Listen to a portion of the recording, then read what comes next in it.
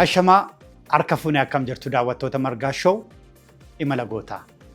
Namni Maariyyee jedhamu seenaa alaabaa Itoophiyaa yoo kaasu jaarraa kurnaffaadhaan wal qabsiisee jaarraa kurnaffaarraa kaasee alaabaan Itoophiyaa keessatti maqaa qaba jechuudhaan barreessee jira.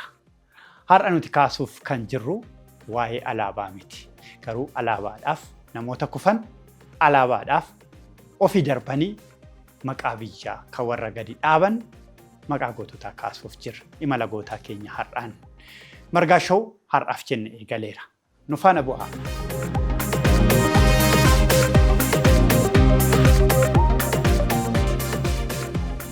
Ayyee guddaa galatoomaa obbo Katamaa Dinqaa barsiisaa seenaa. Baga nagaan gara margaa show imala gootaatti dhuftan. Baga nagaan nu eegdan baga nuuf beerta. Tole obbo Katamaa Dinqaa. Chikaanu. Obbo Katamaa Dinqaa namuma asii Gibbala Xishowaatti dhalatee guddate. Ana daawwatti baradhee haayiskuulii immoo Tulbollotti baradhee Sambooda Kollojjii Yuunivarsiitii Adaamaa Yuunivarsiitii Jimmaa Addis Ababaa Yuunivarsiitii Finfinnee kana kanatti naman baradhee sansan keessa darbee barsiisa dhallee gaggeessallee ture xiinxalaa siyaasatillee irra caalatti natti mi'aawu xiinxala. Xiinxala siyaasaa. Ani siyaasa bira hin jiru. Xiinxalan jedhu anis xiinxalan jedhu. Malee siyaasa jedhu. Guddaa galatoomaa. Jiruu nu siyaasa jireenya siyaasaa. Garuu yeroo baay'ee siyaasa kana cal jenneetti seennaa siyaasni saayinsii otoo hin ta'in beekuun isa hin bulfanna har'a waa'ee Adwaa haasofna.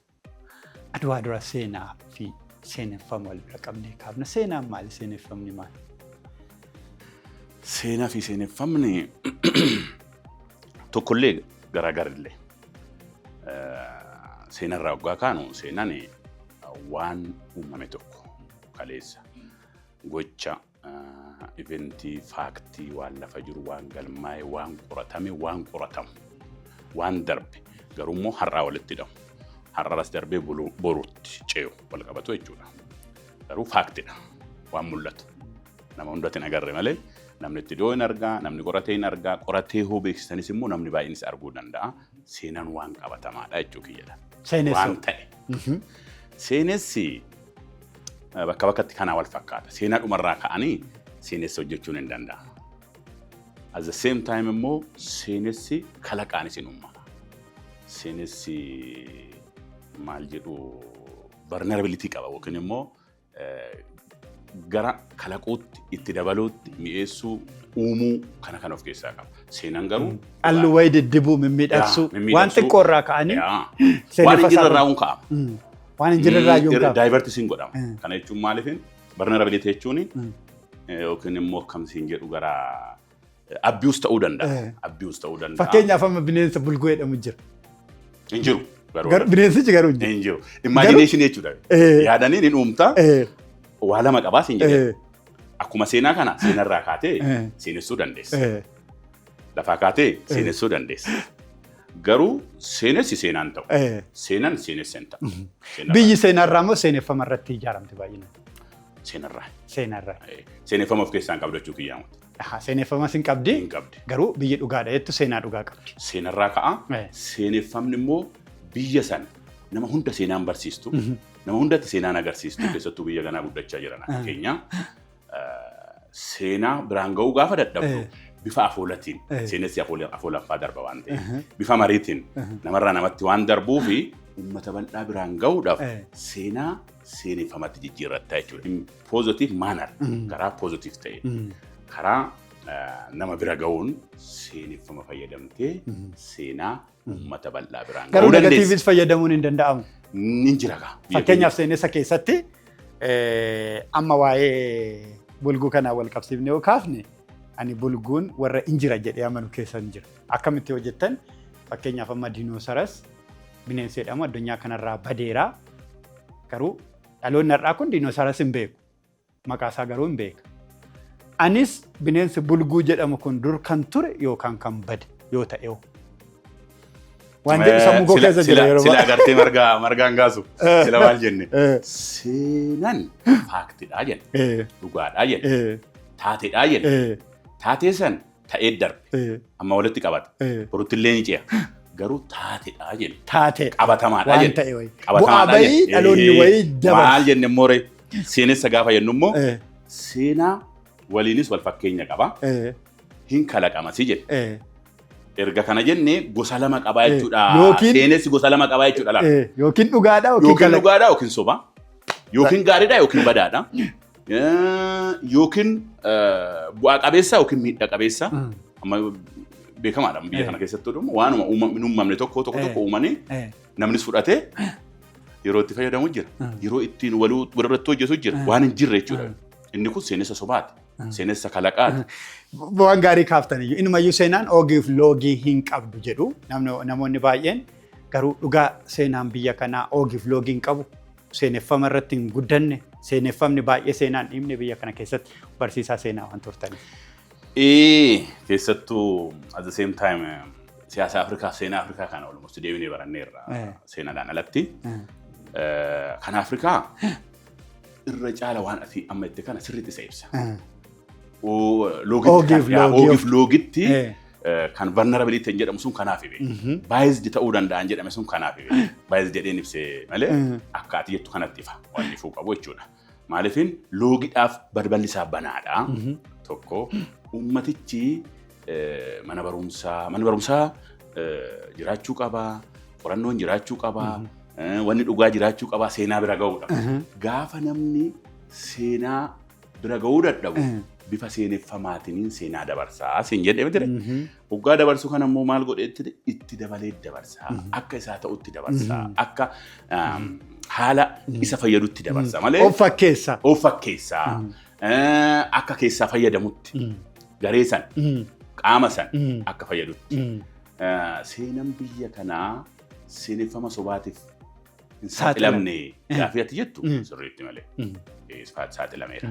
Maali jennaan biyya Afrikaa keessatti Afrikaa keessaa tokko ture Itoophiyaan biyya Afrikaa keessatti irra caalaa namni seenaa barreesse nama mootummaa wajjin oolu.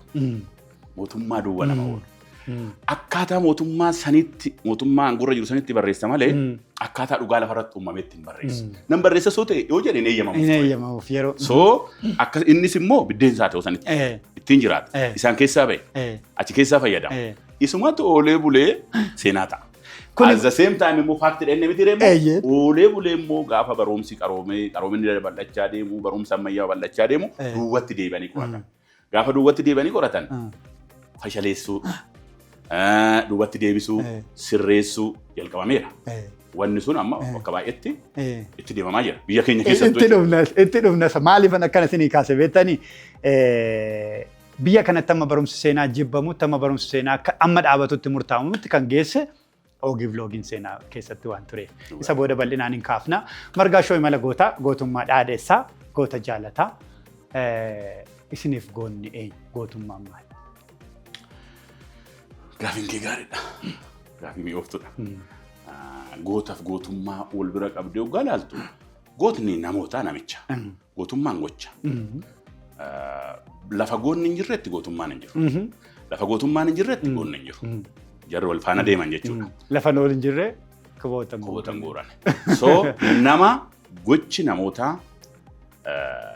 namootaa gaarummaa of keessaa qabu. Beekumsa of keessaa qabu. Hubannaa of keessaa qabu. Gocha of keessaa qabu deebisee. Gocha of keessaa qabu. Caalmaa of keessaa qabu. Gootummaa. Lola qofaanii moti lollis iddoo guddaa qaba. Gootummaa keessatti. Loltu malee biyya keenya eegdu. Loltu malee uummata kee raawwachiistu.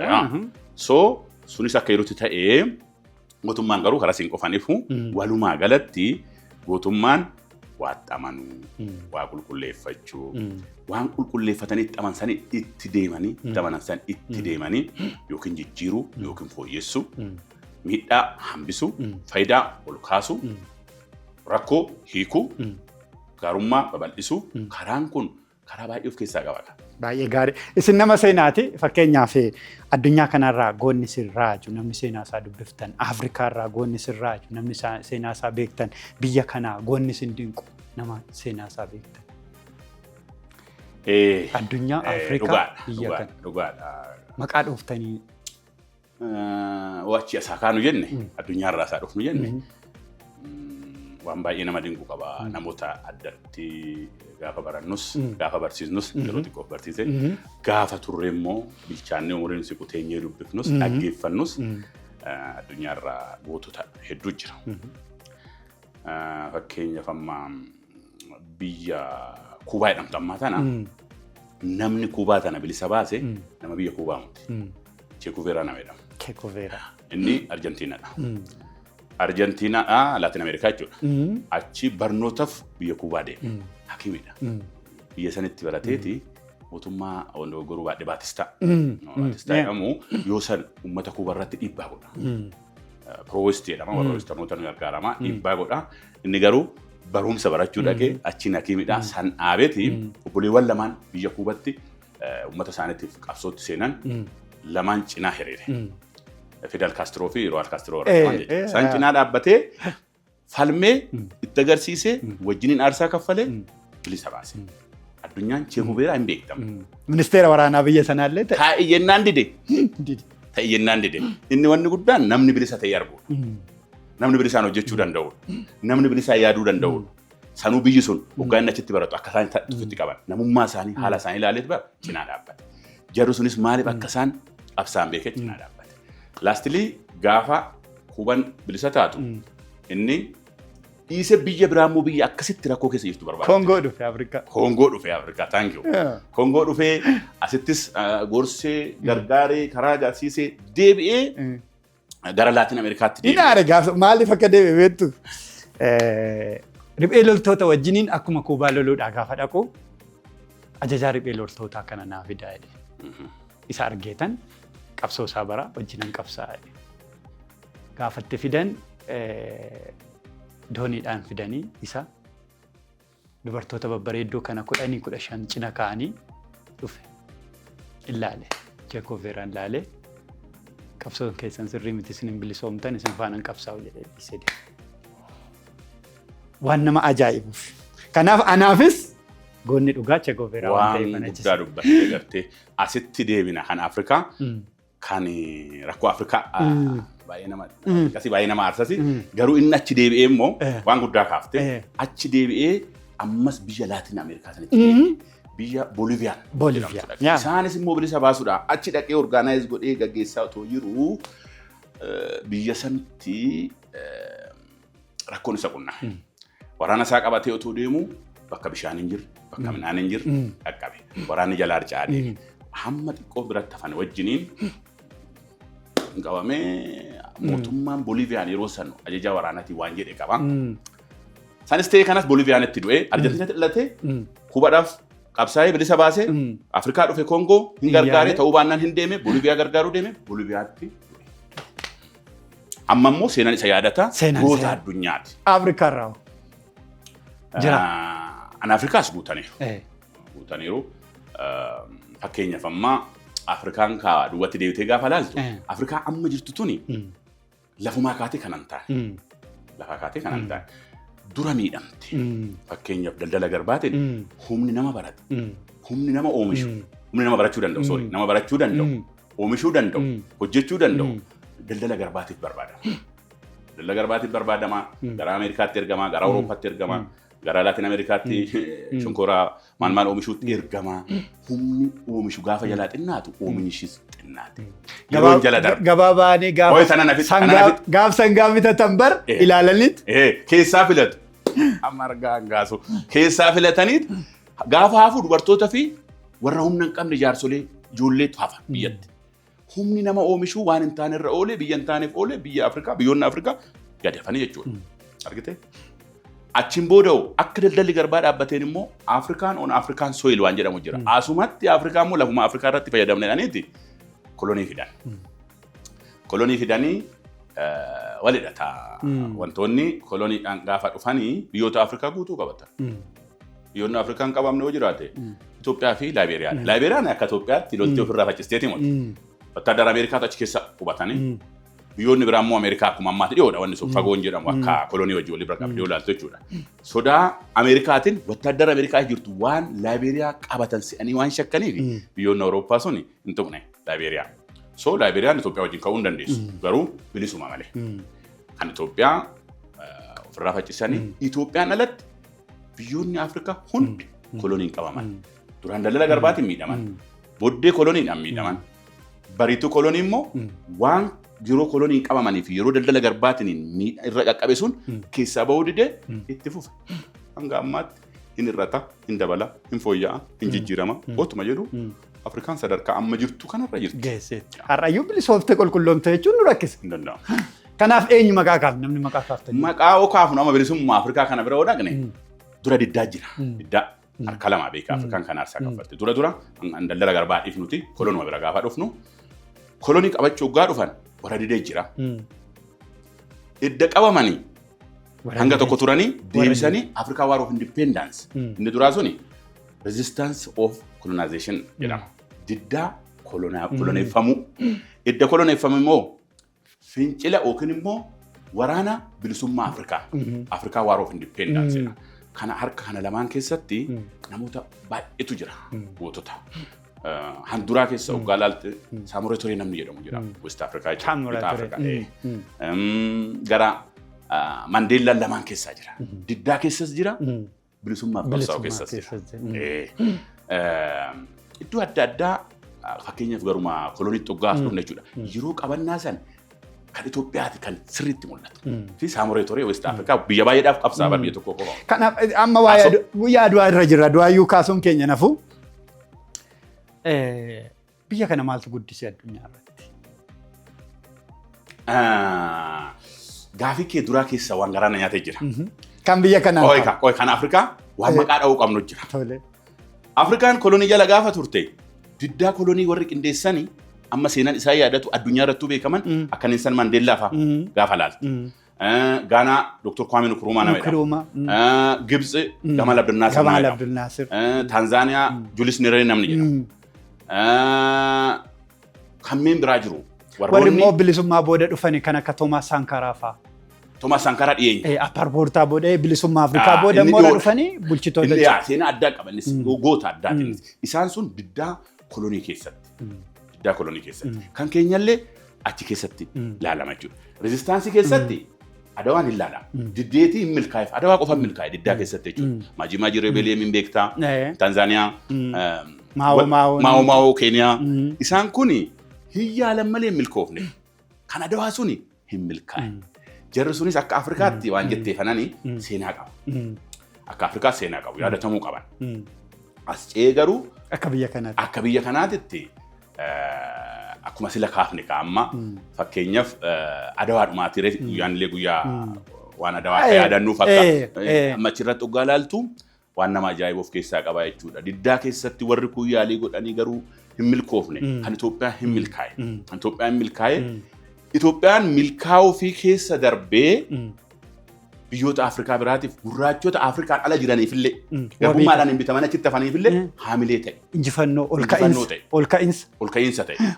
Adiini du'uu akka danda'u. Adoonni mo'amuu akka danda'an. Agartee meeshaan adoonni oomishan adootas deebisee ajjeesuu akka danda'u. San hunda kan agarsiise Adawaadha.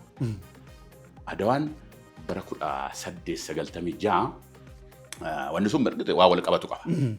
Calliseetii mootii steeppii qaba, sababa qaba, adeemsa qaba. Dhumarratti garuu Itoophiyaan mo'atte. Adeemsa isaa hoggaa laalte wucaalee waliigaltee wucaalee hoggaa laalte waliigaltee wucaaleeti ka'umsi balaasanii jechuudha. Ka'umsi waraana sanii waliigaltee wucaaleeti. Waliigaltee wucaalee san irratti maaltu ture waliigaltee Itoophiyaa fi Xaaliyaaniin walii mallatteessatu jira. Inni suni akka kunu amma dippiloomaasii jennu kan akkuma san eegale walitti dhufeenya biyyoota lamaa kan cimsu kan uumu kan itti fufsiisuudhaan walii galaniiti. Achi keessa immoo afaan Xaaliyaaniffaa fi afaan Amaariffaan barraa'e walii galtee sun. Kan Amaariffaa Itoophiyaan karaa Xaaliyaaniitiin biyyoota biroo wajjin wal qunnamuu dandeessi. Afaan Xaaliyaaniffaatiin immoo Itoophiyaan biyyoota biraa wajjin kan wal qunnamuu dandeessu karaa Xaaliyaanii qofaanii jedha. Kana jechuun jalatti galtee jechuudha. Gaafa kun galuu fi namni yoo sanii Empire Xaayituun amma waan nama dinquudha. Kun gaafa galuu fi waan kana nurraa kaasaa jette. Waliigalteen kun kan mallattaa'e bara 1889 mucaalee. Waan nama dinqu asirratti namnumti barreeffama kana dura adda baases nama Oromoo. Xaayituun barreeffamicha hin beektu ture. Dhugaa dubbachuudhaaf afaan Amaaraan beekti, isa afaan Ingilishii, afaan Italii sana waan inni jedhu hin beektu. Namni garaagarummaan afaan Amaaraa fi afaan Xaaliyaanii gidduu akka jiru hidhaa akka ta'e dubbichi sookoof soorgoo akka of keessaa qabu kan dubbisee bira ga'ee nama Oromoo ta'ee Firaansitti baratu achi argee booda didaa isin miidhaa jedhee kan dura xaayituu qaqqabsiises ilma Oromoo biraati. Har'a garuu namni kaasu seenaan. Sanarraa kaatee diddee. Waan baay'ee nama dhibuudha. Hin diddee abshaalummaan isaanis baay'ee nama dinqaa. Bariituu wanni kun galeef qaanii waraanatti hin galle. Karaa isaan filatan dhugaa dubbachuuf amma nama ammaa taane, nama seenaa barate taane, nama waa hawwate taane waan dinqisiifachuu qabu. Sure. Bariituu sana odoo ka'anii waraanatti galan hin danda'an. Itti yaadanii addunyaa beeksifatanii jaraan nurraa kaasaa jedhanii gaafatanii bara 1893 nurraa kaasaa waggaa afuriin booda jechuudha. 89 mallattaa'ee 1889 1893 nurraa kaasaa jedhanii gaafatanii. Hin gaafatanii hin didan. Dinnaan mobilized gochuutti deeman uummata. Addunyaa hin beeksifatanii kunoo akkanatti waliigaltee nuti jenneen alatti akkanan godhanii protrect jedhama. Jalatti nu galchuudhaaf deemuu nuti kanan fudhannu jedhanii mormu. Xaayituutu kaase hin beeksisanii barreeffamaan beeksisanii hin didanii dinnaan mobilized gochuutti ka'an. Mobilized gochuu gaafa beekan san dura Eertiraa qabataniiru. Eertiraa 1890 qabatan. Innillee seenaa wayii qaba of keessaa. Dura asab qabatanii ittaananii misuwaa qabatanii bittaadhaan fudhatanii. Waa'ee sanaan kaafna. Itoophiyaan adibaarraa maal fayyadamte maal miidhamte kan jedhu booda fiduun keenya naaf waan ta'eef mee amma ka'umsa waraanaa irra jirra. Ka'umsa waraanaa irra jirraa maalinni akka sila kaasee kaalaale. Dura waliigaltee walii mallatteessanii waliigaltee sun dogoggora of keessaa qaba. Keessattuu keewwata 11. Of keessaa qaba, dogoggora of keessaa qaba. Dogoggora sirreessaa wal miliqsu, wal miliqsu. Eekaa, wal jala baasuudhaaf isaan kan barbaadan. Isaan sirrii. Maali yoo jette bare dursanii Xaaliyaaniin Liibiyaa qabatte, Eertiraa qabatte, Somaaliyaa qabatte hanga tokko jechuudha. Amma Somaalee ishii taan amma biyya taatee jirtu tana jechuudha. So expansion gochuudhaaf gara Itoophiyaatti jechuudha. So teessoo jabeeffatanii sana booda expansioniidha achirraa maali isaan kun biyyoonni naannoo sanii kan isaanii waan ta'eef asitti wanni jechuudhaaf sababa barbaaddatti malee wanni kun waliigaltee sun wallaalameeti moti. Waliigaltee san gaafa beekan ka'ammaan dura abshaalummaa jara bulchoo ta'uu sanii fi impaayir xaayituutu nama dinqa. Hin gaafatanii, hin barreeffamaan gaafatanii, itti deemanii, hin didanii mobilized gochuutti seenan. Harka tokkoon addunyaa beeksifatu, harka biraatiin uummata mobilized godhu, karaa biraatiin immoo nurraa geeddaraa waan kananiif gaafatu. Dipiloomaasii guddaadha beekun. Yeroo sanitti. Itti deemanii didamnaan waraanatti galan. Waraana guyyaa tokkooti. Naannee. Waraana guyyaa tokkooti. Maarchi 1896. Guyyaa lama yeroon jedhamu sin jira. Guyyaa lamaffaan guyyaa celebrationiiti. Hin qophaa'anii hin mo'anii. Ka'umsi isaa ifa qaba. Qabannaa, babal'ifannaa. Yeroo koloniilee maan ta'eef yeroo sana Afrikaa bara 1884 hamma 85tti wal ga'ee jira Barliinitti. Barliin konferensiidha. Maali jennaan scramble of Afrikaa jedhama sun. Afrikaa qircachuu hirachuu sun jira san hojiirra oolchuu fi mala adda addaatiin deemu garuu oguma weeraruu barbaadan sababa uumu suni sababa jenneerra. Garuu immoo hin mo'ane. Xaaliyaanonni hin mo'ataman. Maaliif mo'ataman yoo jenne sababoota baay'ee jira. Sababuma gurguddaa muraasa yoo kaafne tokkoffaa weeraruu dhufan. Isaan kun immoo weerara qorachuudha kan haamilee muraalee guddaa qabu jechuudha warri qolachuu deemu. Isaan sun weeraruu dhufan garaa duuba dhufu jechuudha tokko jedhe.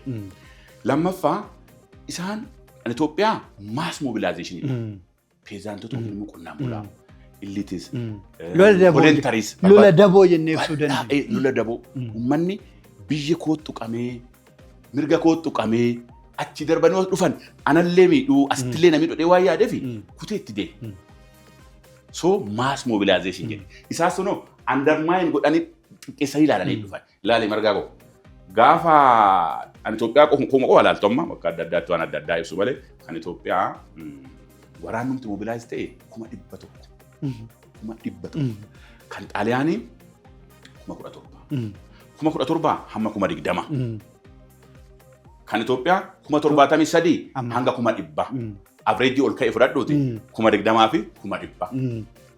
So undermine godhanii dhufan dhiyeessan jedhe.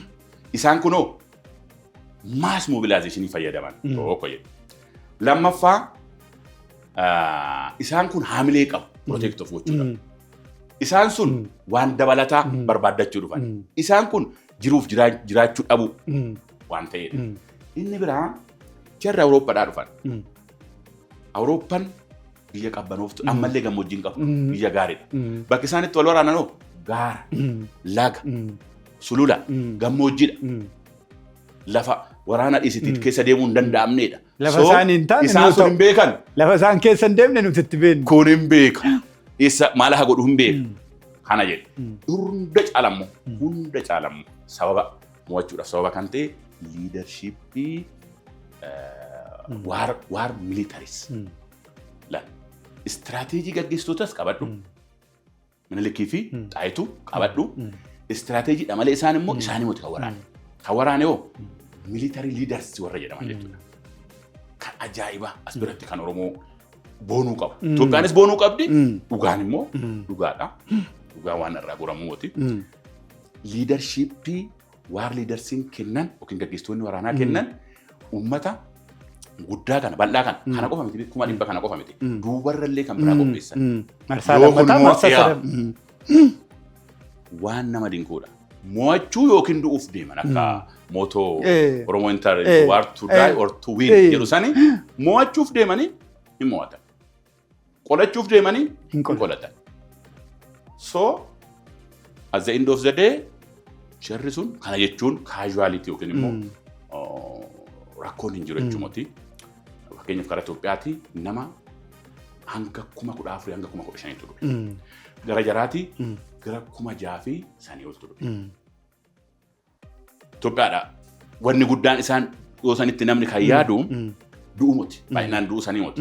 Biyya protect gochuu. Biyya protect gochuu.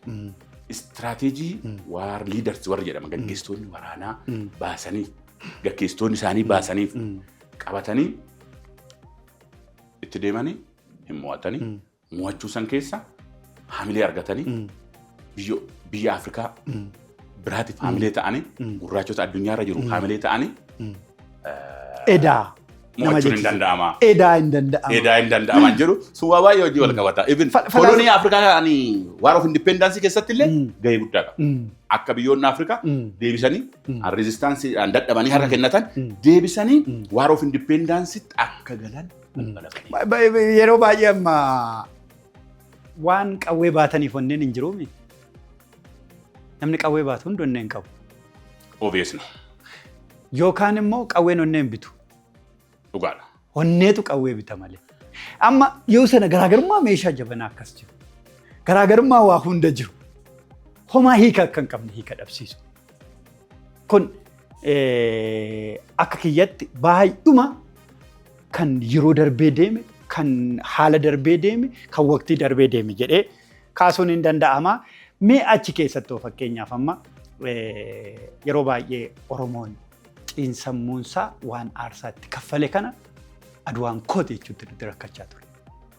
Daba seenaati moo isin barsiisonni seenaa uummata barsiisuu dadhabuudha moo nu barachuu dadhabuudha moo maaliif Oromoon aarsaa guddaatti kaffale ilma isaatti kuffisee ilma isaa laabaa dhaabsise kana dafnee fudhachuuf maa ture Oromoon? Gaafii gaarii kaaftee namuu gaaficha kaasee deebii adeemsa keessa barbaadu qaba. Ammatti waanan akka barsiisaa seenaa fi xiinxalaa siyaasaatti beeku seenaan kaasa namuu itti yaaduu qaba. Maaliif Oromoon waan aarsaatti kaffalee akka kana ofiitti kan ilaalle kan jedhu sirriitti ilaaluu qaba. Garuu otoo kanatti hin ceenu waan dura kaastee waan namatti toluudha. Waan namatti toluudha. Meeshaa qabatanii fi onneen jiraa kan jettee wanni guddaan koozidha malee waraanaa miti. Humna waraanaas. Koozii ati waraanatti seentee fi sababa. Sababni sun kan waraanatti nama galchu. Kan aarsaa nama kaffalchiisu. kan deeggarsa namaa kan dhugaa of keessaa qabu ta'e xiqqaasoo ta'e guddachaa deema. Yoo sababan qabaanne immoo guddaasoo ta'e xiqqaachaa deema. Kana naa qaban. Afrikaan yeroo hunda wanni aarsaa kaffalamuuf kunillee gara tokkoon seenaa waan jedhu qaba. Intaltoonni siyaasaa waan jedhan qabu. Kun akka yerootti ta'ee amma gaafii gara umarratti kaasettu as deebinu immoo iyyuu Oromoon waan aarsaa kaffaleef kana maaliif hin himamnee fi maaliif gatii dhoowwata? Innis maa gatii dhoowwata maaf isin himamuuf? Wanni san jechuudhaaf maal sitti fakkaata? Maal keessa dabarreedha? Maal keessa Ana akkanaa galu. Maal keessa dabarreedha? Jalqaba irratti jarri kan waraana dhaqee beektonni Oromoo gootonni Oromoo Taraaree Abta Goorgis haa ta'uu Gabayyoo Gurmuu haa ta'uu Baalchaa Saafuu haa ta'uu baay'eedha. Tarreessuu dandeenya. Kuni kan aarsaa kaffalanii fi Oromoodhaaf jedhanii muti. Itoophiyaadhaaf jedhaniiti. Itoophiyaadhaaf jedhaniiti. Aarsaan haa kaffaltee, aarsaan haa kaffaltee jedhanii gaafa waan san fakkaatu, waan san madaalu irraa dhabani mufachuun hin hafne. Sirbaanillee, walaloonillee waan adda addaatiin ibsataniiru. Namni ibsee jira. Eessaa dhufe? Lammiisaaf wareegamee xinnuma tanaa waa falli namaa hin jedhu eessaa dhufe? Kanarraa dhufe. Isaan nuti gahee hin qabnu jedhaniiti muti. Gahee hin qabdanis jedhaniiti muti. Gahee qabdan akka Oromootti hin jedhinaadha malee. Gahee qabaachummaa keessatti hin beeku. Waraana eenyu akka gaggeesse hin beeku. Waan nama dinquudha. Toraarii Gabayyoo Gurmuu gaafa achitti du'u achumatti Baalchaan bakka bu'ee wanni jedhu sirbarrallee jiraate. Sirbarrallee jiraate. Maali tatakka Baalchaa. Gabayyoo Simoot tatakka Baalchaa marfa galabaa bichaa labichaa. Kan jedhamee bar achumatti waraanuma Adawaa irratti. So hin beekama. Garuu immoo biyyi mootiin bultu namni biraatti hin beekamu. Amma ilaali, ammuma ilaali. Ati nama waa dubbisu, ati nama waa hubatu. Ilaali amma. Saudi Arabia amma ammumatti deemu ilaali. ዘምታል ወታደሪ ወርቃል ታሪኩ ግን የንጉስ ነው። ብይን ታንክ ዩ ንጉሳን ብይ ቡልቱ መካን ነመ ብራን ናሙስ ይቤቀሙስ ማለየ አmmuma ilaali. Morokkoon nugusaan bulti. Nugusa isaanii malee namni biraa beekamu. Saudi Arabiyaan nugusaan bulti. Namni tokkicha malee namni beeku hin jiru. Yordaanos nugusa Abdallaadhaan bulti. Isuma qofa beekamu. Biyyi nugusaan bultu sababumtuu nugusa mootummaan nugusaa jiraachuu qabu. Kan jedhamuuf kan tokko kanaaf beeku. Warra kaan rajjatamee sirra ciisanii kan namni biraa aarsaa kaffaletti namni biraa maqaatti dhaama. Hin dhaamini mooti beeku. Mootummaadha. Mootummaan garuu istiraatejii baasa malee, kallattii kenna malee, kan waraane lubbuu isaa kenne waraana. Kan waraana immoo ajajee akka ammaa kanallee alaala ta'aniiti mootummaa biyya baay'eettoo ilaalti teekinooloojiitu ceera waraanni. Isaan sun achitti argamanii achitti aarsaa kaffalaniiti lubbuu kennaniiti. Isaan kana jalaa kan dhokfate isaan of jalaa xinneessaniiti mooti. Gaafa ofirraa gaffa'amanii exclude yookiin immoo ala of gochuutti ka'an. Ala of gochuutti ka'anii komiinuu jira. Yeruma sanuu komiin jira. Ammaa moti bar yoo sana komiin jira. Bachoo kanatti sirba jira. Gaafa namoota achi dhaqanii deebi'anii booddis biyya kanatti beekamantu wal harka. Tokko Baalchaa Saafoo harka lama duulee beekta. Baalchaa Saafoo jala kan dhufe immoo Ardaasaa Gadaa nama jedhamutu nama Oromoo Sooddoo nama beekamaatu immoo jagnummaan beekama. Gahee guddaa taphatan Itoophiyaadhaaf jechuudha. Achiin maaliif silaa bakka hundatti nutu aarsaa kaffalaa, nutu qajeelchaa, nutu itti hirmaataa, maaliif bulchuu dadhabnee kan jedhu kan kaase Baalchaa Saafoo fi Ardaasaa Gadaati. Warri kun ajandaa Itoophiyaa malee ajandaa biraa hin qabaatan. Isaan sunis gaffa amnaan kaasan malee gahee isaanii wanni isaanii kana ta'eeti kaayyoo isaanii kana ta'eeti. Achiin uummanni maal jedhaa? Isaan kun ka'anii dubbii biraatti ka'uu deemnani. Uummanni maal jedhee ergaa dabarsaa fi Mardaasaa yaa ilma gadaa suuta biyyatu gadaa. Mardaasaa yaa ilma gadaa suuta biyyatu gadaa. Gaafa ka'ee waan godhuun beeku waan. Suuta biyyatu gadaa. Ani gadi qaban. Malee waliigalatti maal inni siin jechuu fedhee Isaanis of jalaa xinneessanii moti. Addunyaanis beekti. Warri isaan bobbaases mootummoonni jechuudha. Mootummaan isaaniis beeku. Garuu of hin himatinaa ajandicha himadhaadha keessatti beekuun jedhe. Akka mootummaatti immoo mootiin biyya mootiin bultu mootummaa gonfoon bultu waan ta'eef mootummichi hanumti inni jiru mootummaa jedhamu waan warri kun hojjetee fi aarsaatti kaffale kan ofii godhee ibsuudha. Ani wanti na raaju sirumayyuu baalchaan muffataadha. Lola lammataa gaafa dhufu garuu ana geessaa anatu itti beekaa. Maali onni numti akkasii? Namni mufatee achi dhiibanii achi gatanii lammata gaafa dhufan anatu dhaqaa. Jaalalli biyya ofiitiif dhaabachuun hamma fe'e waan rakkoo fe'an keessa taa'anii jibba meeqa dhiibbaa meeqa keessa taa'anii honnee biyya ofiitiif dursa kennuu kana. Maali Oromoon kun? Anamma takka taa'ee gaafa isin nama dubbistan nama seenaa beektan waan itti dhufee gaafa maqaa biyyaa urgufatee ofirraa ka'a. Akkamittiin ibsitu waan kana? Beekumsa amma saayinsii ammayyaatiin barannu kana miti. Kunis gahee guddaa qaba. Duruma dura namni osoo filatamu nama akkamii jedhanii ilaale.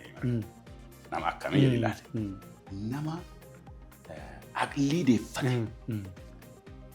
Nama waa madaaluu danda'u. Nama gosti dhaga'u. Jalqabumaa ijoollummaa irraa kaasee sirna gadaa keessatti namni akka itti ba'u laale. Maaliif namni hundi egaa tokko abbaa gadaa hin taane keessaa filatama nama caaluu filatama. Akkuma quba harkaa jechuudha.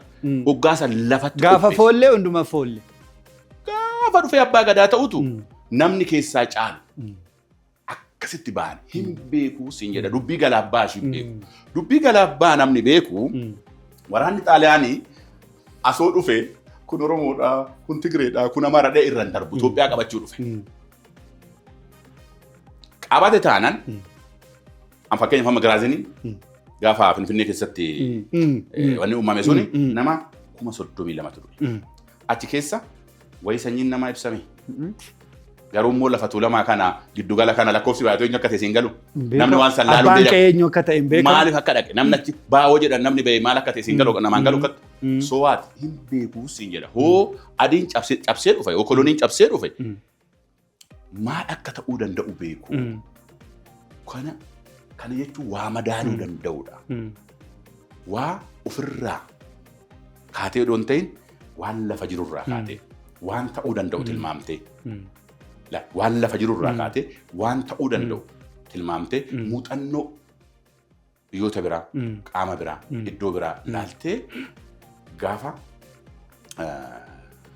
madaaltu ofirraa ati siqsita. Irraa ol siqta. Dirqama kee ta'us beekta. Hamma beekamaa deemtu dirqamni sitti kennamaa deema. Biyyatti dhaabdee biyyatti daggala saaqxee. Dafqa isaaniiti dhiigatti kaffalanii biyyuma bee waddanyaansaa hiriyaansaa ajajaa waraanaa itti du'e gabayyoo gurmuu qaamuma gabayyoo gurmuu ajjeesisantu waraana Adawaa irratti adoota jireen ajjeese. Baalchaa dabalachuuf deebi'ee dhufaa ture baalchaan sababni taa'ee ilaaluuf hin jiru jechuudha. Akka nama aqliidhaan guddate akka nama hubannoon guddate akka nama fageessee yaadutti qalbii nuun sarmuuf innuu didu keessaatu sarmuuf. So isaan immoo waan walii galan waan itti amanan gochuurraa duubatti hin deebi'an. Akka har'aa kana faayidaan hin jiru. Akka har'aa kana akkana goote akkana sii godha akkana gochuu baatte akkana taataa kan jedhu hin jiru. Laphee isaanii waan itti amanan dhugaa lafarra jiru waan argan waan itti guddatan safuu. Mee asirratti obbo Katama warri lafaaf duulan jedhanis jiran. Fakkeenyaaf amma waan isaan ilaalanii duulan hin jiru. Gaafa jettan namoonni tokko immoo yaada akkamii qabu inumaayyuu lafa fudhattu gaafa mo'attanii deebitan lafa isinii kennina jedhanii lafaaf duulanii warri jedhanii injifannoo isaanii kana gadi qabanii jiru. Kusuba. Kuni kan sila jalqabaatiin agaasisanii wanni sobaati maalinni seenessa sobaati. Seenessa sobaati. Wanna biraa egzaampilii seenessa sobaati kun beekte. Maali jennaan Baalchaa Saafoo lafa dhabeetis. Laftuun isaaniiti. Maal kennaniif sila kan isaaniiti. Guutuun soddoo yoo kan isaaniiti. Garasuu dhukii guutuun walis wansaati. Baqqalaa wayyaa lafa dhabeeti. Garasuu dhukii fakkeenya fudhatte sirbamaaf. Baddaa qeerroo yaa lafa qoree warraaqanii natti tolee jedhanii fi baddaa qeerrootti galeetu faranjiidha. Oduu mootummaa walulee jiru gaafa Warra keenyatti tole. Gubbaa baddaatti galee ture. Eenyu eeguudhaaf? Uummata eeguuf.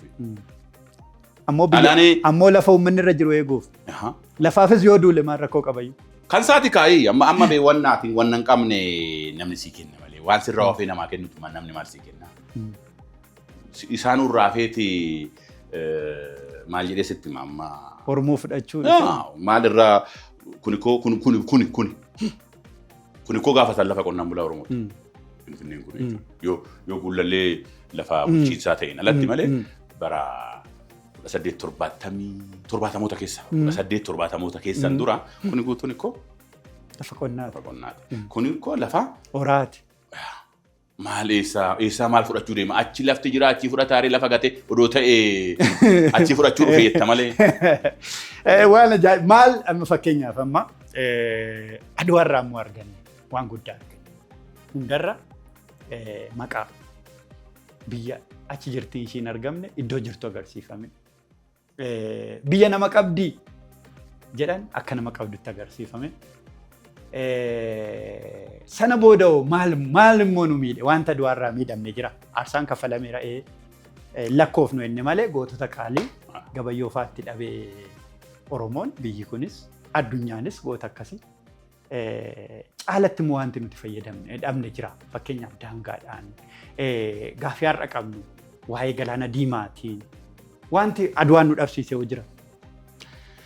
Wanni Aduwaan nu dhabsiise wanni uummattoota Afrikaa biyyoota Afrikaa biraarra ga'e kallattiin nurra ga'uu baatu kallattiin ala nurra ga'e. Kallattiinis Adawaa fudhatte uummanni buqqa'ee deeme karaa kana hunda kuteetu waraana deeme keessattuu warri fageenya kanaa deeme laalime hammam akka karaa kanarra turu miilan deema bee kinaa moti maali jalbaa moti maali moti miilan deeme kana hunda hojii dhiisetti deeme qonna dhiisetti deeme jireenya dhiisetti deeme as keessatti kan dhibeen du'u jira kan dadhabee du'u jira waraanichaan kan du'e 15,000 sanii ol siin jedheera kun hundinuu casuality jedhama war casuality kun immoo sababa waraanatti waan dhufeedha wanni argatan garuu akka silaati kaafte humna Afrikaa biraatiif fakkeenya ta'u biyya ofii kolonii irraa bilisa gochuu saayikooloojii biyyattii ol kaasu saayikooloojii gurraachotaa ol kaasu sammuu gurraachotaa ol kaasu hanga ammaatti olaantummaa adii immoo cabsuu namnu walqixxummaan nama hiikni adiif gurraacha'u nama edaa hunduu akka jedhamu gochuu atuu kaasteerta irraan deebi'u kana gochuudha. Kun waan salphaa miti waan salphaatti ilaalamuu qabus miti waan salphaatti irra darbamus miti waan hedduu nama dinqu. San ta'ee garuu fakkeenyaaf amma bara 19 duwwaa kanan bara si waamuu fi exactly seenaa wal qabatee deema. Seenaan durayyuu seenessa wajjin garaagarummaa hin qabuuf chronological order eegee deema seenaan. Seenessa akka barbaade godhamuu danda'a. Bara 19 duwwaa waliigaltee jira. Sababni maali? Achirraa madda amma nuti. Sababni Itoophiyaan amma galoo galaanaa hin qabne kuni sababni achi madda. Gaafa biyyoonni Awurooppaa Afrikaanota qircatan jenneerra waliigalteedhaan qircatan jenneerra bara 1884-85 Berliin konferensii jedhamaatti walii galanii waan godhaniiru gaafa gadhiisanii ba'an garuu ittiin baanu laal demarkeeshinii ilimineeshinii isaan uuman ittiin baanu maalaa goonure bakka jirutti haa taa'u jedha. Bakka jirutti haa taa'u san bulee maal fidaa namni ilaaleen jiru. Osanitti biyyoota gidduutti rakkoo fidaadhaaf bakka jirutti haa taa'u jedhan. Biyyoota gidduutti rakkoo fidaadhaaf bakka jirutti haa taa'u jedhan. Olee bulee galu isaan dhufanii qabatanii itti fayyadamanii maal godhanii deemaniiru. Bakka misoomsaniiru. Karaan galchanis galchaniiru. Garuu uummaticha saayikooloojii isaa cabsanii uummata Afrikaa akka of jibbu ta'ee waan beeknu kana waan adda addaatti fe'amee amantii dabalatee waan adda addaatti fe'amee deemaniiru. Bilisummaan Afrikaa dhufeera. Garuu biyyoonni Afrikaa waan isaan gatanii deeman keessaa waan biraa sirreeffachuu hin danda'ama. Daangaan sirreeffachuu hin danda'amu. Waan teechisaniif san booda waan qalbiin immoo Afrikaanotaa beeku jira san dura. Irratti wal lolanii sababa waraanaa ta'e jechuudha amma. Kolonii sanii kaasee amma sababa waraanaa ta'e jechuudha. Fakkeenyaaf nu amma ofii deeman illee biyyaaf biyya gidduutti waraana hambisanii deeman. Waraana kaanii fi deeman. Karatti baanaan hin qabne. Yoo hin sirreessinas jedhani. Biyyoonni Afrikaa guutuu wal waraanuuf deemu. Akka walii galanii kanaan guddatanii gargaarsa isaanii jalaan ba'an akka nagaa argatanii biyya nagaatiin jedhamne dachi ardii nagaatiin jedhamne gatanii deeman. hojii manaa kaanii deeman. Koloniin kana kaa dhibbansaa yooduma amma gaariidha wanni jettuun hin jiru. Gartee achiidhamma nuyi amma miidhaa laaligaa. Miidhaa filaa qabatamaa waraana kamiyyuu keessatti waraanni gaarummaa hin qabu. Yoo dirqama ta'e malee waraana seenuun dirqama gaarii moti. Yoo dirqama ta'e garuu ammaaraacii yoo dhabde garuu filannoo yoo dhabde garuu karaa itti waan tokko yoo hiiktu dhabde garuu wanti teessee duutuuf hin jiru ture. Kanarraan kanaaf waraanni gaarummaa hin qabu. Garuu waraana keessatti rakkoon dhufe akka yerootti ta'ee saayikooloojikaalii ol ka'uun akka yerootti ta'ee xiinsammuun gurraachotaa ol ka'uun akka yerootti ta'ee karaa biraatiinis immoo waan nuti hambisuu hin dandeenye sababa koloniitiin dhiibban nurra ga'ee jechuudha. Ani akkaan tokko tokko taa'ee yaadu akkamiin Itoophiyaan san dura seenaa Itoophiyaa san dura laale. Innuma achi siqite san dura hoggaa laalte Xaaliyaaniin Eertiraa kan qabatte dura Asab bittee ittaan ta'e Asabi 1869 Asab namni dhuunfaan bite kaampaanii private shipping company jedhamu. Eenyurraa sulxaaneetii Affaararraa bitan. Ittaananii Asab qabataniit Mitswaatti ce'an 1885. Ittaananii 1890 Eertiraa qabatan guutuu jechuudha. So amma maal ta'e jechuudha Asabis Mitswaanis galoon galaanaa garam dhaqee jechuudha Eertiraa wajjiniin kan Xaaliyaanii ta'e jechuudha. Gaafa immoo kolonii gatanii ba'an hafee ba'u. Amma kan maal jedhamee ilaalama jechuudha qaamni kun. Lafumti namoonni walitti gurguranii akka salphaatti lafa Itoophiyaa ta'uu hafee bakka galoo galaanaa Itoophiyaa ta'uu hafee bakka maalinni dimaarkeeshiniin hoggaasanii sararamee tuqinaa waan jedhanii achi hafee jechuudha. Namaan daangaan namaa kenname. Daangaan namni dhuunfaa achi kenne achi hafee jechuudha. Jaalattee jibbitee amma kun nama qarqara kibbaa jiru. Kuni qarqara kaabate, qarqara kibbaa jiru, qarqara lixaa jiru, qarqara ba'aa jiru hin miidhu. Tolcheet. Namumti inni miidha jira. Kuni dhiibbaa guddaadha jechuudha. Ergasii illee carraa itti sirreessuu qaban. Kuni amma seenaa biraati carraa itti sirreeffamuu qabu tureeyyu. Ture United Nations Organization koree hundeessee deebisanii wanni kun Itoophiyaa fi Eertiraan akka walitti makamtu yeroo wanni teechisantu ture. Maalaa taatu, bilisaa taatu moo, federeeshiniidhaan haa bultu moo, Itoophiyaa walitti makamtu moo kan jedhu koreen seensa ja'a waan akkasii qabu seenaa keessa hin jira amma dubbisuun. Hundaa'ee ture wanni sun piroosesii irra jiru waggoottan muraasaaf akka waan federeeshiniin buluu taateet mootummaan Hayila Sillaasee cabsee yuunifaayi godheera. San booda already ko wanni jedhu sun hafeeyyu sila demarkeeshinii koloniin teessisu sun hafeeyyu. Lammataa qabsaanii Eertiraan gaafa bilisummaa gonfattu namni yaada kana yaada keessa galchuu dhabame lamaanuu fudhatanii deeman. Dubbiin kun aduu isaanii akka ta'e. Maaliif sitti fakkaata? Deebi'ee yuunifaayi ta'an deebi'anii walitti makamaniyyuu. Federeeshiniinis bultu.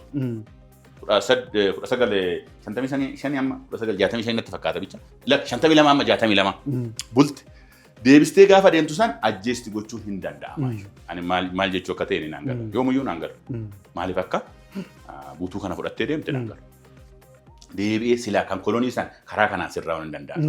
Seera kolonii bakkee Awurooppaanonni qabatanii deemanii akkaataa isaan qabatanii dhiisanii deemaniin itti fufnaa jedhanii Afrikaan Yuuniyeenii yookiin immoo UN keessatti taa'isa Afrikaan Yuuniyeen keessatti taa'e suni silaa asitti cabee ture. Sirreeffamuun hin danda'ama ture.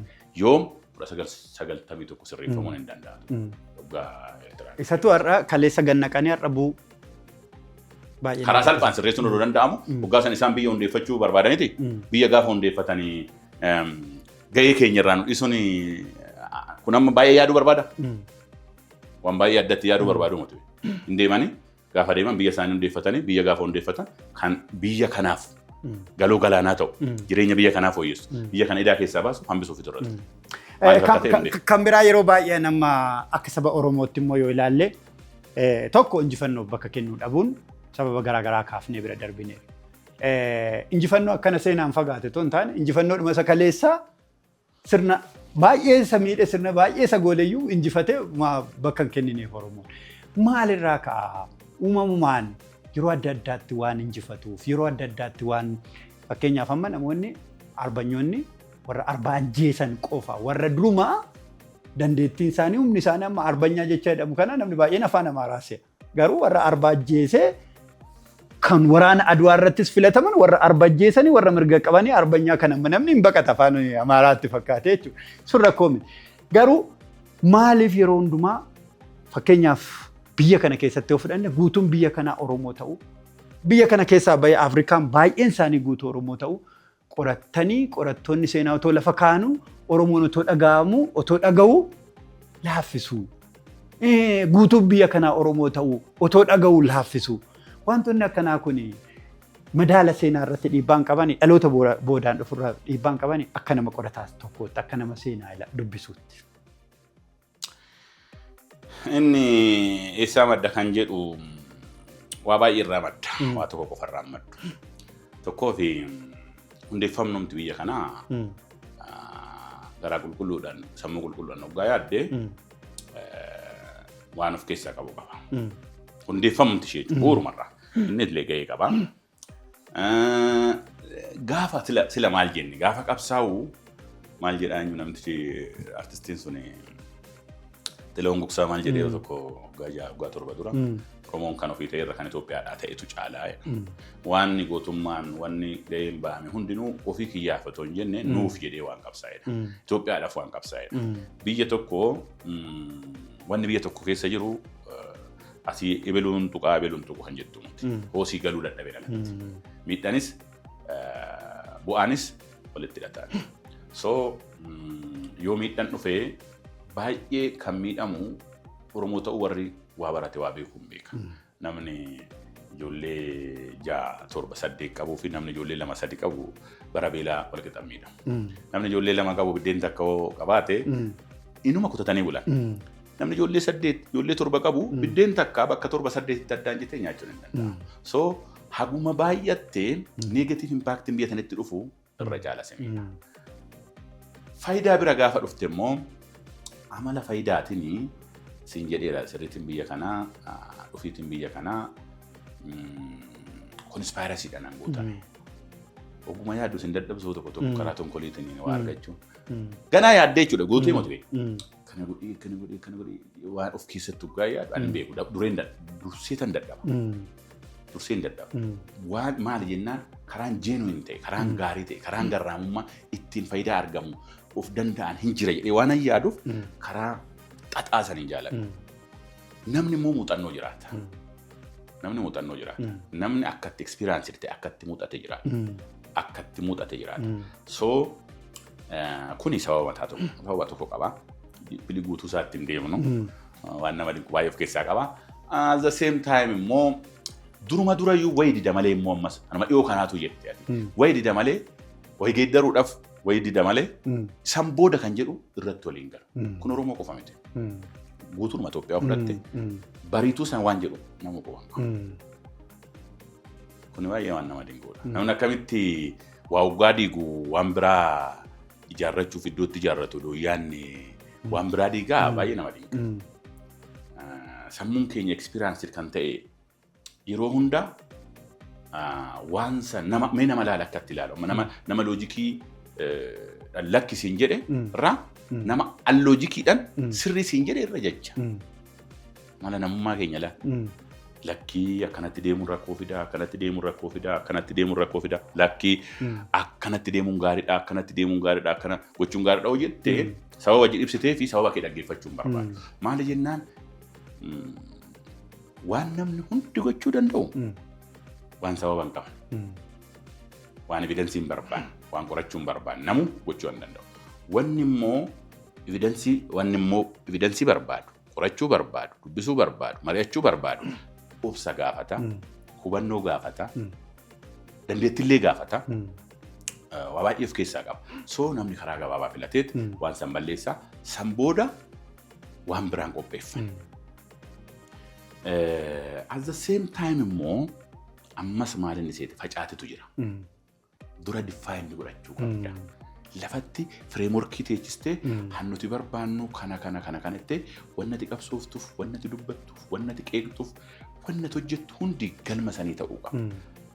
Gizee hunda hin sakaalama hin xalafama waa baay'ee ta'a.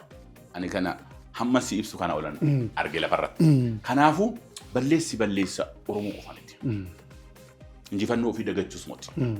Amma ta'ee qabaatu malee. Balleessi maa inni saaboteejii jira. Itti fakkeessuu jira. Gowwoomsuu jira. Sodaachisuu jira. Sigalee namni ijummaan mataa isaa ga'ee qaba.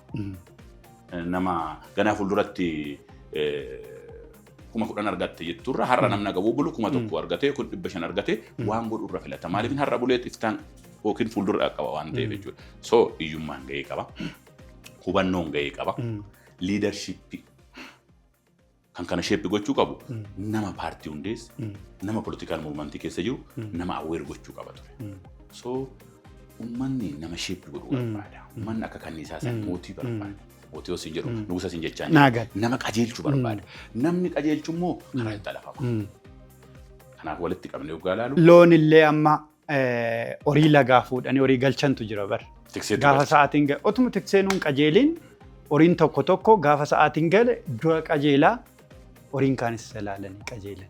Sa'aatiin galmaa nama qajeelchuu barbaada jechuudha. Wanna baay'eedha kun waan baay'ee. Mee dhaloonnoo fakkeenyaaf dhaloonni baratee dhugaa aduwaa qofa otoo hin taane dhugaa biyya kanaa dubbisee qoratee barreessee hawaasa biyya kanaa kallattii tokko qabsiisuu seenaa oogiif loogii qaba jenne sana soroorsanii nama gara tokkotti fiduu biyya gara tokkotti fiduu yaada gara tokkotti fiduu keessatti nam beekaa barreessitoonni baay'een waan gaggaarii barreessaniiru barreessitoonni kaan immoo deebii durii deebisuudhaaf warri ayyuu yaalan kun tarii seenaa dhugaa yoo ilaalle rakkoo mataa isaan qabu akkamitti ilaaltan?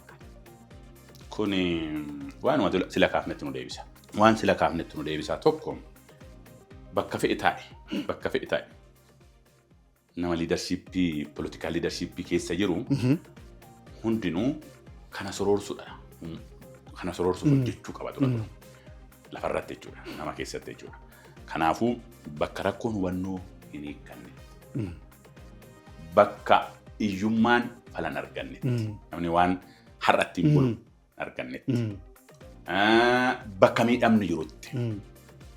Bakka saaboteejiin jirutti. Jechaan xalafamuun jirutti. Bakka sodaan jirutti. Bakka dhiibban adda addaa jirutti wanni dhugaa lafarra dhufa jettee akka salphaatti hin eegin. Garuu wanni fooyya'aan dhufuu danda'a. Jala fooyya'aa deema. Miidiyaan, beektonni, namoonni siyaasaa, stakeholders kan jedhan biyya tokko keessatti dhimmamtoonni kamiyyuu dura waan lafarra jiru sirreessuu isaanirra jira.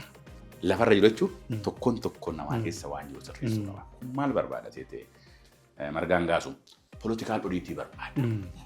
Political audit nama dhuunfarraa hamma biyyaatti, hamma paartiitti, hamma institutioniitti.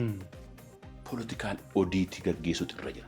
Karaa irra dhufne kanarratti maal keessa dabarreet as geenyee audit gochuu qaba. Karaa turirra deemuun duruu dhuguun nun geenye eega ta'e maaliif amma shifting goon? Addunyaan biraa maaliif nu gattee deemti? So rakkoon maali? Sirmayyuu addunyaan biraa bar sirna biyyi biraa bocaterraa fudhataniiti isaan guddatan. Nu garuu sirna qabna. Addunyaafuu sirna fakkeenya ta'u warri qabu. Sirna sanayyuu guddifachuu dadhabu. Fakkeenyaaf amma gadaan otoo guddatee addunyaa kanaaf fala. Oromoo qofaayyuu miti. Kana beektonni dura bu'anii dhaloota wajjin guddisu. Gama aartiinis deemame. Fakkeenyaaf amma aartiin keenya deeggaree. Fakkeenyaaf injifannoo Oromoon qabu kana aartiin deeggaree. Aduwaa aartiin hin deeggarree bara. Kaleessa artistoonni keenya edda Haacaaluun gadi ba'ee sammuu keenya injifannoo aduwaa ture achi jiru fidee as handhuura Finfinnee kan kaayii lafa kaayii nu agarsiisa akka waan dhiigni gabayyoo gaafa gannam wayii fuudhee akkatti nu dura kaayee dhaloonni akkasitti seenaa jijjiirus uma jira. Garuu agas deemneerraa agas dhaloota jijjiiruu irratti dhaloota irratti hojjenneerraa mee kanas akkanaa kaaftanii. Fakkeenyaaf dhaloonni durii kaleessa har'a nyaachuu irra bulfachuu ofii nyaachuu irra namaa laachuu anarra namaaf hin dhiirra waa'uu qabatee dhufeera. Har'a garuu dhaloonni kun akkas jira. Mee dhaloota kaleessa dhaloota irraas wal bira qabaan nu kaasa. Kaleessi far'i walitti dhiinsa qabu garummoo haalli kaleessa fi haalli har'aa garaagarummaa qaba. Nama kanatu kanaafan jedhee bara. Political odiitii gochuu qaba maanan jedhe kana. Political odiitii gaafa gootu yoo wanni gaariin itti baay'atee karaa nuti deemnu keessatti karaa irra dhufne keessatti wanni gaariin itti baay'atee wanni yaraan itti xinnaatu ta'e itti deema. Itti deema. Yoo wanni gaariin xiqqaatee wanni yaraan madaalli isaa wal caalaa deema. Kallattii keenya geeddaruu qaba. Haala keenya jijjiiruu qaba. Istiraateejii biraa baafachuu qaba. Kanaafuu kana sirriitti namni beekuu qaba asiin jedhan. Nama dhuunfarraa ka'ee jechuudha. Akkanumatti akkuma baretti akkuma waggoottan 20 30 40 dura socho'amutti har'a socho'amee hin ta'u kan jedhu beekuu qaba namni. Inni biraa siyaasni sochootuuf wanni ati gootu hundinuu progressiivii wayii fiduu qaba. Progressiivii immoo gara tokko qofaan himatu. Jireenya namaa keessatti jijjiirama fiduu danda'u qaba asiin jedhe. Jijjiirama maali? Jijjiirama yaadaa, jijjiirama dinagdee, jijjiirama walitti dhufeenyaa gara gaariitti siqsuu danda'uu qaba. Hubannoo namaa ol kaasuu qaba. Kana gochuuf immoo ammas gahee kan qabu politikanyoota. Nama siyaasa ta'ee jedhee orgaanaayiz godhee socho'u. Mootummaa dabalatee jiru. Gahee guddaan immoo mootummaati. Maaliif itti fakkaata? State machineries jedhamu wanni mootummaan harkaa qabu. Warri kun baajatas haa ta'u, teekinooloojiis haa ta'u, caasas haa ta'u, maalis haa ta'u, intarnaashinaali kominikeeshinii, rileeshinii waan adda addaa haa ta'u, iddoo mootummaan qaban. Uummata biyya tokko sheeppan godhu tokkoffaan mootummaadha. Lammaffaa warra mootummaan morman. Maali yoon asitti dheerechuu baadhee Chaayinaa ammaa tana siyaa kaasu. Kana jechuun mootummaa qofatu waa geeddaraa moti. Tibba mootummaa waa geeddaruu dadhabe. Dadhabe yookiin hin barbaanne yeroo itti mormitoonnis waa geeddaran hin jira waan ta'eef. Chaayinaa ammaa kana kan guddise Chaayinaan Communist Partyidha. Chaayinaan biyya hiyyeessa turte. Even Manchuuriyaa kan jedhamtu qaamni Chaayinaa Jaappaan jala ture. Kolonii Jaappaan turte jechuu dandeessa bara. 1848 bilisummaa argatte. So akka itti Maa'oo Tsawon kan jedhu namichi qabateetu Maa'oon sun kallattii inni teechiseetu yoom gaafa mormaatu. Gaafa mormaatu. Yaadatta'u ta'e loongi joorni yeroo jedhamu jira. Guutummaatti mormitoonni biyyaa ba'anii turan. Loongi joorni karaa dheeraa 1934 deemanii turan. Deemanii sanbooda akkamitti deebi'anii gara qabsootti deebi'anii uummata bakkee isaan jiran jiru irratti jijjiirama fidan. Akka Afrikaa ammaa kana Chaayinaanis bu'uura misoomaa qabdu. Mootummaan Chaayinaa bakka hunda gahuu hin danda'u ture. Bakkee mormitoonni Communist Party warri Communist jedhamu paartii haaraadha. Inni sun Kuomintang jedhama. Amma Taayiwaan hundeessee bulchu kana jechuudha. So bakkee san irratti jijjiirama fidan. Maal irratti? Jireenya uummata Chaayinaa bakka mootummaan Kuomintang hin geenyetti walitti dhufeenya isaanii. Environment yookiin immoo iddoo keessa jiraatan qonna isaanii, jireenya isaanii, fayyaa isaanii, hubannoo isaanii, hubannoo isaan biyya Chaayinaatiif qaban, waliif qaban, mootummaa Kuomintang qaban immoo gadi buusa. Mootummaa Communist Party Communist Party dhawusan Party ol kaasaa hojii isaan kanarra isaan kana wayya jechisiisu hojjetan gabaabumatti. Yaalii wayii testi irratti gaggeessan. Gaggeessanii uummanni gara mootummaa harka jiru bakkee xiqqaa Communist Party mormaan qabatee laalanii sanawuutti ka'anii zeen taruma taraa gara Communist Party. Gidduudhaan immoo waraanni ka'e. Akkasila siin jedhee Jaappaan Manchuuriyaa weerarte. Walitti bu'iinsa dhiisanitti Jaappaan irratti qabsa'an. Maal fidere uummanni Chaayinaa otoo rakkoonis ka'e nu godha jedha Communist Party mormaadhaa mootummaa moti garuu kun amma abbaan fe'an dubbisuu danda'u sitti maal jedha? Gaafa waan kan waloo ta'e. Waloo ta'e dhiisanii tumatti deeman. Gaafa biyyatti dhufe hunda lafa keesse. Leekki Jaappaan biyya isaaniitti Manchuuriyaa lafa baay'ee riisoorsi furtaati gallaksiisan. Jarmanoonnis akkas godhanii beekani bara. As deebi'anii maal godharre bakkee isaaniitti deebi'an mormaa sochii mormaa. Zeen yeroo gabaabaa keessatti irraa fudhatanii san booda hali amma Chaayinaa addunyaarraa Ameerikaa qofatu Chaayinaa caala. Ishiin waan durkuufatteef. Inni waan turu miti. Durkuufatteef. Inni waan turu miti. Akka ammaatti. So namni kuni osin jedhu mootummaan gahee guddaa qaba kan jedhu akkuma ta'e state machineries harkaa qaba kan asiin jedhu akkuma ta'e gahee mormitoonnis gahee morummaa bahuu qabanii siin jedhaati. Jireenya namaa sheeppi gochuu qabanii, walitti dhufeenya namaa sheeppi gochuu qabanii. Zeen namni odoo aangoo qabatanii kana faanuu godhuu jedhanii akka yaadan gochuutu irra jira. Qabsoo uummata kanaa xiinxaluu qabanii odiitii godhanii isa sirrii ta'e kana sirriidha. Kuni dogoggora ture jedhanii namatti himanii. Ifatti. Qabsoo keessa turre bara. Waan kaleessa dogoggorree sar'a namni nutti himu, waan kaleessa sirrii taane sar'a namni nuun jaju. Gartee kana hamman goonetti waan wal fakkaatu kuni ani hin beeku. Baay'ee uummanni haguma fe'ellee wanni tokko jedhamti wanni tokko waan progressive isa gammachiisu jiraatullee. Yoo kanaa gadiillee jiraachuu baate garuu wanti fooyya'u baay'een akka jiru. Baay'ee jira. Kan caalu. Kana beeku kanammoo fooyyessuun gahee nama hundaati. Mootummaan garuu gahee olaanaa qaba. Kan jedhu naa galan akka nama waa xiinxaluutti. Baay'ee gaarii. Mee waliigalatti dhaamsa isin qabdan maal dhaamtan fakkeenyaaf amma yeroo biraa deebinee waan taasifnu baay'ee jira. Har'a jala bultii Adwaarra jirra. Adwaan immoo injifannoo guddaa gurraaleeti kan Itoophiyaa qofa kaasaa hin jirru. Kanaaf waan Adwaa kaafne yeroo biraa waa'ee nation building, waa'ee state building, waa'ee ijaarumsa biyyaa irratti isin nama seenaa waan taataniif waan baay'ee kaasuu dandeenya. Iroopi akkamitti ijaaramte? Iroopi warshaa sibiila irraa kaate, warshaa sibiila namni sadii hundeessan irraa kaate har'a gamtaan Iroopi irra uumame. Biyya kanatti yoo dhufne garuu wanti baay'ee waan biyya walitti fidu otoo hin taane waan biyya addaan eeguuf baay'achaa jira. Yeroo biraa deebinee akka ilaallu abdii guddaan qaba. Garuu dhaloota har'aa kanaan maal jettu? Dhaloota injifannoo namuutti bu'uu hin dandeenye, namuu jijjiiruu hin dandeenye. Waggaa 40 booda dhufee adaba qabatee deebi'e kana tifkachuu. Adwaa biraa waan dhufummoo irra aanuuf of qopheessu. Seenaa immoo beekuuf tiksuu kan jedhu dhaloota maalloo dhaamtan. Dhaloonni ammaa jalqaba irratti waan sirrii kaaftee maalinni hubannoo horachuu qabaadhaan hubannoo tasgabbaa'ee kaleessa laal amma madaal boru tilmaamu horachuu qaba.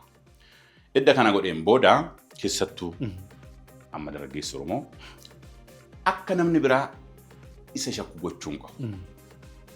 Gaafii isaas dhiisuun qabu. Waan isa hanqate waan argachuu qabu argachuuf gaafachuu baannaan hin jiru. Garuu akka namni biraa isa shakku, akka namni biraa isa taajjabu immoo of gochuun qabu. Dubbii hamma isaatti ilaaluu qaba. Sirnoota dhufaa darbanuu kan kuffise kana waan ta'e. Bakka isaatti ilaaluu qaba. Dubbii bakka isaatti gaafa ilaalte humnallee qaba, haamileellee qaba, deeggaraallee qaba, kaka'umsallee qabda. Baay'ee gaarii. Xumura irratti Margaashoo imala gootaatiin maal jettan? Margaashoo baay'een itti gammadaa akka sila siin jedhee namoota baay'ee lafatti dinqisiifadhullee argeera asirratti barbii dubbachuudhaaf. Dhiyoo kana Dhibbaalaa Alamuu jettu jaarti namoota akkasanii ergaa guddaa dabarsu margaa. Ani baay'een appreciate ta'e ilaala. Ergaa guddaa dabarsu, artistoonni ergaa dabarsu, namoonni akkasitti gootummaallee beekumsallee qabasu akka amma nama siin jedhu Dhibbaalaa Alamuu jedhaman san namoota biraas waanum xamma nuti kakkaafne kun bara kan ittiin bal'achaa hanqina hubannoo siin jedhu hubannoo argachaa malee namni hundi mana barumsaa deemu namni hundi maastersii haa qabaatu digirii haa qabaatu jechuun kiyyaa moti hubannoon namaa ol ka'uu qaba. Keessattuu dargaggoonni noo bakka hin ta'uu fooyyessii har'arra boru caalii borurra iftaan caalii hoo fooyyooftee akka itti waa ibsitu si fooyya'aa yoo tasitti kenname akka itti waa hojjettu si fooyya'aa akka itti waa hojjettu si fooyya'aa. Akka itti waa gaafattuu hin fooyya'aa. Hoo nama deebisus taate akka itti waa deebisus hin fooyya'aa.